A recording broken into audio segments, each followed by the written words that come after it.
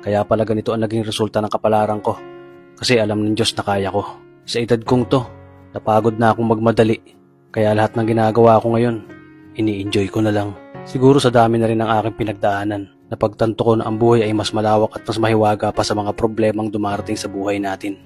Tumatanda na tayo, baka sa kakahabol natin sa masagana at maayos na buhay, ay hindi na natin nai-enjoy ang buhay. Baka nabubuhay na lang tayo dahil nape-pressure tayo sa sasabihin ng ibang tao. Marami na rin akong mga naging maling desisyon sa buhay, pero lahat yun nagsilbing aral sa akin at natuto ako sa mga pagkakamali ko. May mga taong sobra nating mamahalin at bibigyan ng halaga, pero ibabalik lang sa atin ay kabiguan at matinding trauma.